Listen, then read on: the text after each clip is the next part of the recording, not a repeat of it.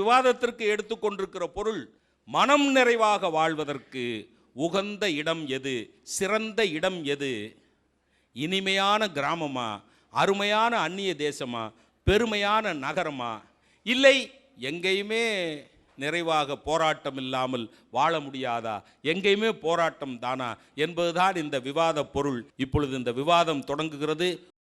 ஐயா, கிராமத்தில் இருக்கவங்க அவங்க ஓய்வு நேரத்தை எப்படி தெரியுமா செலவழிப்பாங்க?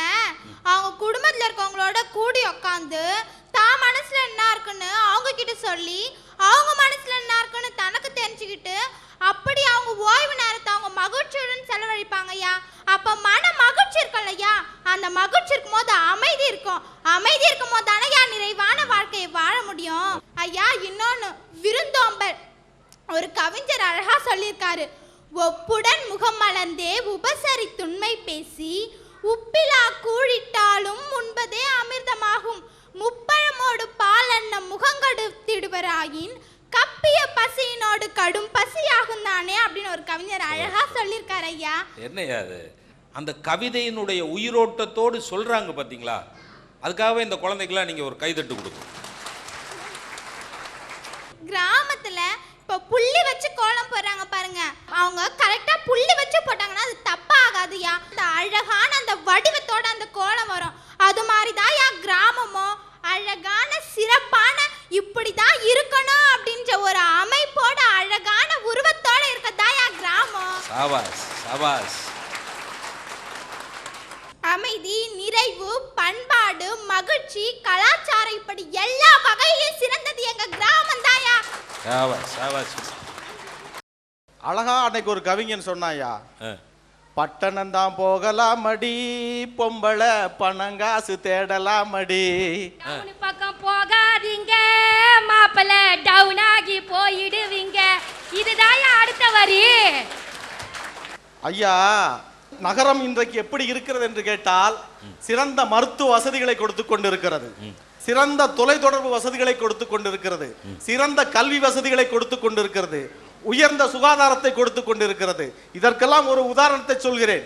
சமீபத்திலே சென்னையில் இருக்கின்ற ஒரு பிரபலமான ஒரு மருத்துவமனைக்கு பாகிஸ்தானை சேர்ந்த ஒரு இஸ்லாமிய சிறுவன் கண் அறுவை சிகிச்சை செய்து கொள்வதற்காக வேண்டி அந்த மருத்துவமனைக்கு வருகிறான். அந்த மருத்துவமனையிலே அதே நேரத்திலே மயிலாப்பூரை சேர்ந்த ஒரு 55 வயது பெண் ஒருவர் இறந்து விடுகிறார். அவர் இறந்தவர் தன்னுடைய கண்களை தானம் செய்திருக்கிறார். அந்த கண்களை எடுத்து அந்த பாகிஸ்தானில் இருந்து வந்த அந்த இஸ்லாமிய சிறுவனுக்கு பொருத்துகிறார்கள். நேற்று வரை அக்கிரகாலத்திலே பகவத்கீதை படித்துக் கொண்டிருந்த அந்த கண்கள் இப்பொழுது திருக்குரானை படித்துக் கொண்டிருக்கிறது. இதுதான் நகரத்தினுடைய வளர்ச்சி. இந்த போராட்டம் ஒரு குரூப் புலம்பிக்கிட்டு இருக்கு பாருங்க. அது கேட்டீங்கன்னா என்னன்னு கேட்டீங்கன்னா, அதுக்கு ஒரு சின்ன விளக்கம் சொல்றேன். என் நண்பன் ஒருத்தர் தான், ஆமா வாழ்க்கையே ரொம்ப போராட்டமா போச்சு, எப்படியாவது நான் தற்கொலை பண்ணிக்கணும்னு போனான். சரி, தற்கொலை பண்ணிக்கணும் முதல் முயற்சியா போய் ரயில் போய் விழுந்திருக்கான். கரெக்டா ரயில் போனா 10 நிமிஷத்துல விழுந்துட்டு அடுத்த ரயில் வர்றதுக்கு 6 மணி நேரம் ஆகுன்னு தெரிஞ்சுட்டு போய் படுத்திருந்திருக்கான். என்னடா அப்படின்னா, நான் போய் என்ன பண்றது, ரயில்ல போய் விழுந்தேன், ரயில் போயிருச்சுன்னா. பஸ்ஸில் விழுந்தேன், கரெக்டாக என் பக்கத்தில் வரப்போ அது பிரேக் டவுன் ஆகி போச்சுன்னா. சரி, தூக்கு போட்டேன், கயிறு அந்து போச்சு அப்படின்னு சொன்னான். அவனுடைய இது வந்து சாகனுங்கிறது இல்லை, சும்மா இருக்கிறவனை ஏமாத்தனுங்கிறதா. சுற்றுமறை பூமி, சுடும் வரை நெருப்பு, போராடும் வரை மனிதன். போராட்ட வாழ்க்கையில இருக்கத்தான் செய்யும். அந்த போராட்டத்தை சாதனைகளாக மாற்றுவதற்காக வேண்டிதான் உங்களை நாங்க நகரத்துக்கு வாங்க வாங்கன்னு கூப்பிடுறோம். இந்த பவுஞ்சூர் கிராமத்துல எத்தனை பசங்க இன்னைக்கு ஃபாரின்ல போய் பிழைக்கிறாங்கங்க. என் பையனும் இப்ப ஜப்பான் தான் சார் போயிருக்கான். என் பையன் ஒரு வெளிநாட்டு லாங்குவேஜ் ஜப்பான் கத்துண்டதுனால அவன் திறமைய மதிச்சு இன்னைக்கு ஒரு நல்ல ஜாப் என் பையனுக்கு கொடுத்துருக்காங்க ஐயா ஜப்பான்ல. விஞ்ஞான வளர்ச்சி எடுத்துங்க. இன்னைக்கு நம்ம பயன்படுத்துற எல்லா பொருளும் எங்க இருந்து ஐயா கண்டுபிடிச்சிருக்கிறது? அது கூட இல்ல சார், இந்த கலைகள்லாம் வளர்க்குறோம்னு சொல்றாங்களே, நம்மளை விட மேலை நாட்டுக்காரன் தான் சார் கலைகளையும் அறிவியலையும் வளர்க்குறாங்க. நம்ம அறிவியல் மேதை அப்துல் கலாம் முதல்ல சுவிட்சர்லாந்துல போய் காலடி வச்சாருங்கய்யா. அந்த நாளை தான் அவங்க சயின்ஸ் டேன்னு கொண்டாடுறாங்கய்யா.